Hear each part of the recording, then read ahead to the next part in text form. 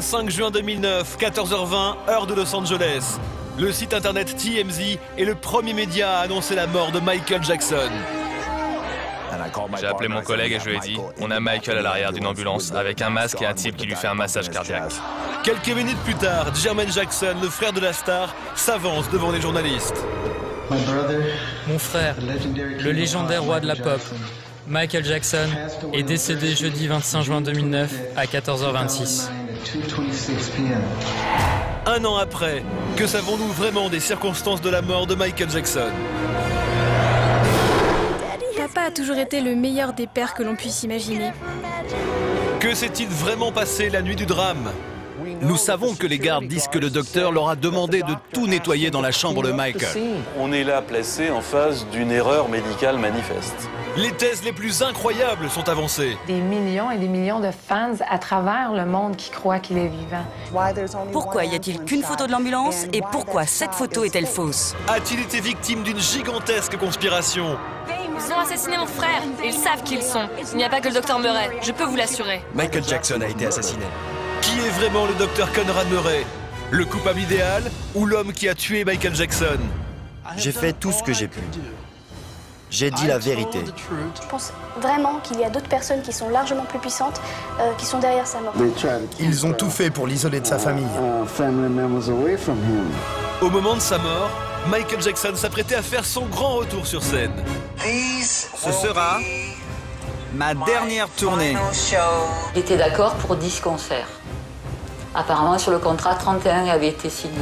Était-il prêt physiquement? Que Michael Jackson soit en mauvaise santé et soit pas en forme, c'est plus un secret. Michael Jackson a 50 ans, vous savez. Il perdait du poids et se préparait à faire son grand comeback. Quelles étaient les vraies raisons de ce retour? Dans quelles circonstances Michael Jackson est-il mort le 25 juin 2009? Michael Jackson est mort, c'est une injustice. Un an après, nous avons mené l'enquête.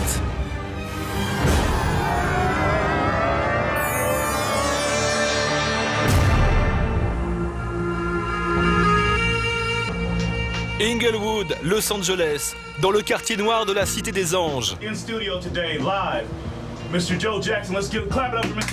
Voici Joe Jackson, le père de Michael. Depuis la mort de son fils, comme des millions de fans, il pense qu'on lui cache quelque chose sur le décès du King of Pop. On devra enquêter sur certaines choses qui sont arrivées à Michael. Vous savez, comme ce qu'on a dit par exemple. Comment aurait-il pu se débrouiller tout seul avec ses fichus médicaments? Et la manière dont ils ont tout fait pour l'isoler de sa famille. Ça, c'est ce qui me fait dire qu'ils avaient de bonnes raisons de m'éloigner.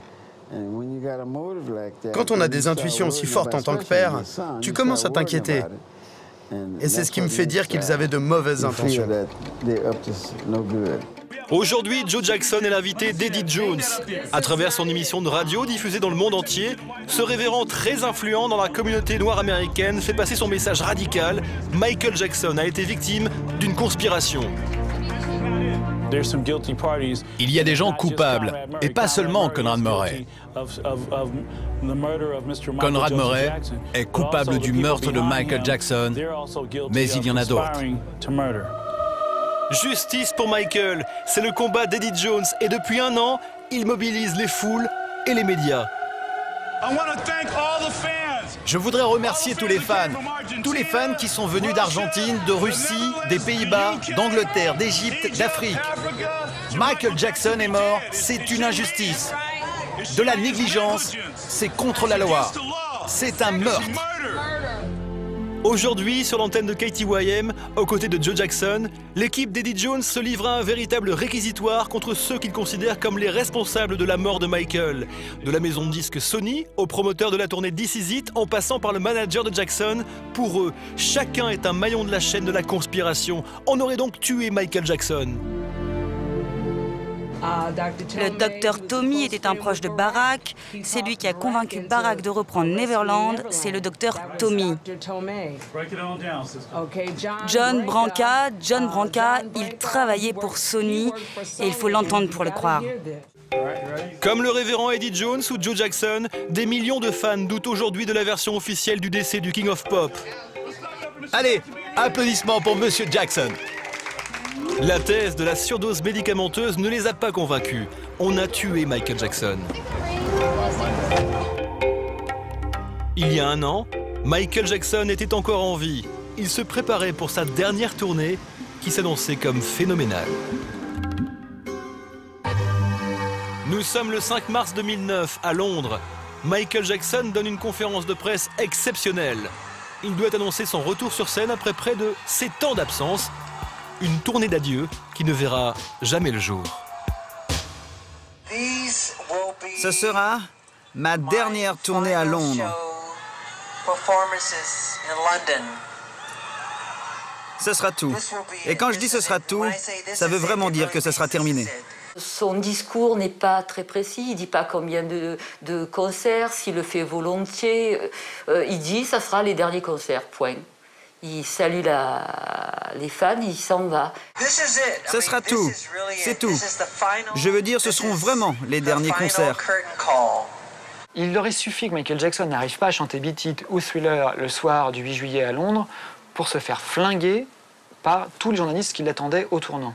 Un petit manque de souffle pour un reste extraordinaire, il serait fait flinguer par la critique. Mais les salles auraient été pleines quand même, les gens voulaient le voir. On ne l'avait pas vu depuis 1997. 10 concerts donnés à la salle O2 de Londres, une salle qui appartient à A.G., le producteur de la tournée.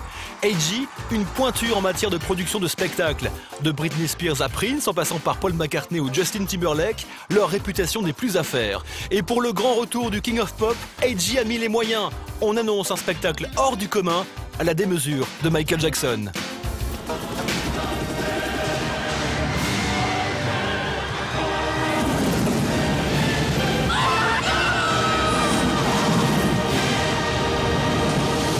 Des explosions, de la pyrotechnie, de la 3D, des danseurs, voilà, et le final avec l'avion qui décolle au-dessus du public. Voilà, il y avait quand même cette idée de terminer sur quelque chose de jamais vu. The King of Pop. Live at the O2. 10 shows starts July 8th. Michael Jackson. Pour les gens comme moi qui ont rêvé de le voir quand ils étaient petits, c'est fantastique. C'est une chance qui n'arrive qu'une fois dans la vie. Il n'est pas dépassé, il a toujours la forme. C'est tellement excitant. Je suis vraiment privilégié parce que j'ai pu le voir une fois dans ma vie. C'est un grand honneur. Mais si Michael Jackson semble heureux de retrouver ses fans, ce retour sur scène est pour lui nécessaire. Alors, dans un monde idéal, déjà, Michael Jackson ne retournait pas sur scène du tout. Il l'a dit à plusieurs reprises, y compris devant la caméra. C'est épuisant, on ne peut plus dormir, il y a l'adrénaline. Il ne voulait plus faire ces tournées mondiales qui l'ont vraiment rincé. Il en a quand même fait 4, en disant pratiquement à chaque fois, c'est ma dernière tournée. Maintenant, il avait des problèmes financiers de cash flow qui faisaient que il était entre guillemets obligé, c'est-à-dire qu'il a été sous les amicales pressions de ses promoteurs, obligé de dire ok, je retourne sur scène. Michael Jackson, il n'avait pas le choix de remonter sur scène. Il devait remonter sur scène pour se renflouer financièrement, tout simplement. Et puis préparer une retraite paisible pour lui et ses enfants. Et je dirais même qu'il n'avait pas le choix artistiquement aussi, parce qu'il voulait terminer en beauté. Il l'avait dit à Londres, voilà, il voulait que le rideau tombe sur l'image du roi de la pop et pas de l'idole déchue. C'est à Los Angeles que nous nous sommes rendus pour en savoir plus sur les conditions dans lesquelles Michael Jackson a accepté cette série de concerts. Nous sommes dans les beaux quartiers de Beverly Hills. Nous avons rendez-vous avec Dorian Holley. Dorian Holley, c'est le coach vocal de Michael Jackson. Il l'a accompagné sur presque toutes ses tournées, 22 ans de fidélité et des souvenirs inoubliables. Et Dorian nous le confirme, Michael n'a pas accepté cette tournée d'adieu que pour des raisons artistiques. Tout le monde savait qu'il avait des problèmes financiers. En fait, il devait aller travailler. Je veux dire, comme je dois travailler, comme tout le monde doit travailler. Nous devons payer la maison, l'école des enfants, la voiture. Et pour Michael, c'était pareil. Ça ne veut pas dire qu'il est ruiné, genre qu'il va être à la rue ou qu'il va pointer au chômage. Non, pas du tout. Ça veut dire simplement que pour subsister, pour avoir le train de vie qu'il a, c'est-à-dire avec les appartements, les employés, tout ça, il a besoin d'énormément d'argent. Et pour ça, si la machine est bloquée, c'est-à-dire s'il ne sort pas de disque et s'il ne fait pas de tournée, c'est très difficile. La maison qu'il loue, ses enfants, ses voyages, son train de vie, il aime toujours les œuvres d'art. Il vit toujours sur le même strate qu'il vivait avant, quand il faisait tous ses concerts. Donc son train de vie n'a pas baissé. La star n'a pas sorti d'album depuis 8 ans et les procès à répétition qui ont terni son image lui ont coûté cher. Il faut dire que Jackson a un train de vie faramineux, près de 30 millions de dollars par an, alors que ces dernières années, il ne gagne jamais plus de 20 millions par an. Sa dette s'élèverait donc à 300 millions de dollars. Alors pour éponger sa dette, Jackson va devoir faire des concessions. Déjà, lui, ce qu'il aurait aimé, c'était faire des apparitions, genre des espèces de concerts avec plein de stars, et lui qui était là pendant une demi-heure, 3/4 d'heure, un peu comme la vedette américaine. Ça n'a pas marché. Ce qu'on veut, c'est Michael Jackson, le show. Avec ses 10 concerts londoniens, Michael Jackson va donc pouvoir se refaire une santé financière. Car la santé de Michael Jackson, elle, est déjà en mars 2009 un sujet d'interrogation. Il faut dire que les derniers clichés de la star sont plutôt inquiétants et son passé médicamenteux est bien connu. Beaucoup pensent que ses problèmes de santé remontent au jour du tournage de la pub Pepsi en 1994 quand ses cheveux ont pris feu. C'était un homme qui souffrait. Son dos le faisait souffrir constamment et sa jambe lui infligeait des douleurs quotidiennes. Tout le monde se pose alors la question. Âgé de 50 ans, Michael Jackson sera-t-il capable d'assurer une performance de 10 concerts? Surtout que la star a habitué ses fans à des spectacles où il se donne toujours à fond. Mais l'examen de santé obligatoire pour la tournée a été passé avec succès par le chanteur. Il aurait donc une santé d'athlète. Nous avons rencontré Ben Evenstadt. Ce paparazzi n'a pas lâché Michael Jackson depuis près de 10 ans. Et ces derniers mois, il n'a pas vu un Michael Jackson au mieux de sa forme. Les 6 derniers mois de sa vie, il faisait 2 choses. Premièrement, aller aux répétitions, il s'entraînait beaucoup. Et deuxièmement, il allait chez le médecin, chez Arnie Klein, au moins 2 fois par semaine. Et même 3 ou parfois 4 en une semaine. Il n'avait pas l'air d'un homme en bonne santé. Vous savez, il était très maigre. Et il avait l'air un peu... pas trop présent. Je ne veux pas dire qu'il planait comme s'il prenait des drogues. Je ne sais pas s'il se droguait réellement, mais il avait l'air d'être à moitié conscient. Les fans, eux, n'ont que faire de rumeurs qui courent alors sur l'état de santé de Michael Jackson. Les tickets pour les 10 concerts londoniens se vendent en moins d'1 heure. Un record.